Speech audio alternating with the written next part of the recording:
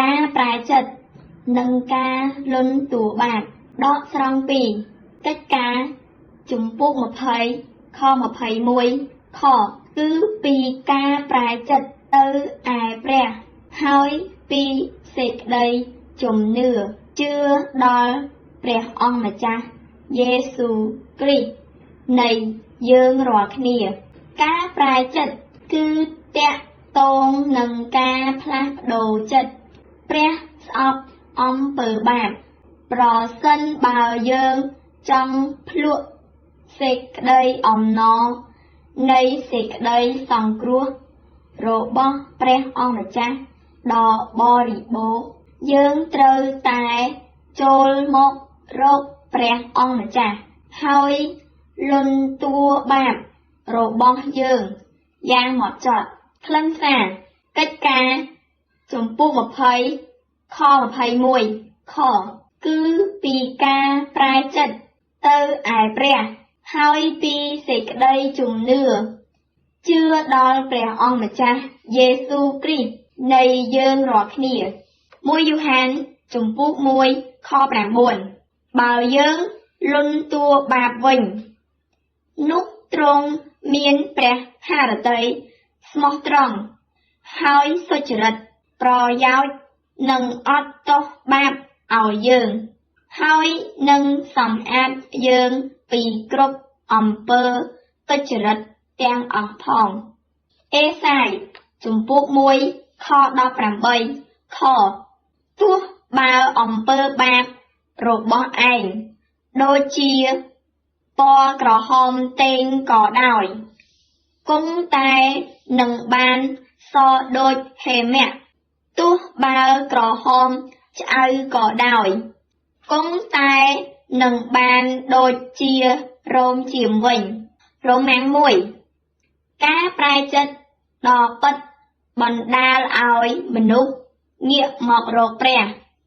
ហើយងាកចេញពីការមិនចង់និងមិនប្រឈមមុខចំពោះព្រះ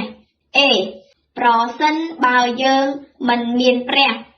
យើងនឹងមិនស្កប់ចិត្តឡើយបើគ្មានព្រះគ្រីស្ទគ្រប់ទាំងអស់គឺតូទេបើមានព្រះគ្រីស្ទនៅខាងក្នុងគឺបានគ្រប់ទាំងអស់គឺតូទេមានតែព្រះគ្រីស្ទប៉ុណ្ណោះគឺបានគ្រប់យ៉ាងយោងទៅតាមភាសាដើមនៅក្នុងព្រះគម្ពីរការប្រែចិត្តតាក់ទងនឹងការផ្លាស់ប្រែចិត្តយើងត្រូវប្រែចិត្តដោយបែរគំនិតរបស់យើងពីរឿងផ្សេងទៀតមករកទ្រង់បងប្អូននឹងស្កប់ចិត្តនឹងទ្រង់ត្បិតទ្រង់មិនអសាឥតការទេរ៉ូម៉ាំង2ភាពទុច្ចរិតនិងភាពអយុត្តិធម៌គឺជាអំពើបាបព្រះស្អប់បាបរ៉ូម៉ាំង3បើយើងសារភាពបាបរបស់យើងនោះព្រះជាម្ចាស់នឹងអត់ទោសឲ្យយើងរាល់គ្នាហើយព្រះលោហិតរបស់ព្រះអង្គម្ចាស់នឹងសម្អាតយើងពីអំពើទុច្ចរិតគ្រប់យ៉ាងទ្រង់នឹងមានសេចក្តីអាណិតអាសូរដល់យើងរាល់គ្នាទៀតទ្រង់នឹងកម្រាបសេចក្តីទុច្ចរិតរបស់យើង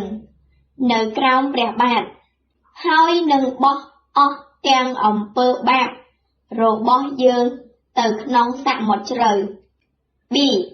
ទោះបើអំពើបាបរបស់ឯងដូចជាពណ៌ក្រហមតេងក៏ដោយគង់តែនឹងបានសដូចហេមៈទោះបើក្រហមឆ្អៅក៏ដោយគង់តែនឹងបានដូចជារោមជៀមវិញរ៉ូម៉ាំង4ព្រះគុណអស្ចារ្យជាសត្វពិរោះដែលប្រោះមនុស្សយ៉ាងដូចខ្ញុំពីដើមបាត់បង់តែទ្រង់សង្គ្រោះ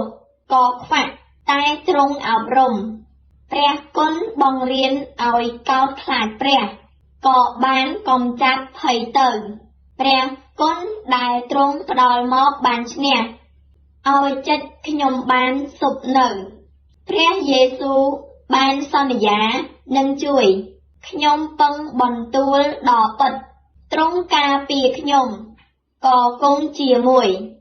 ដល់រាបដល់អស់ជីវិត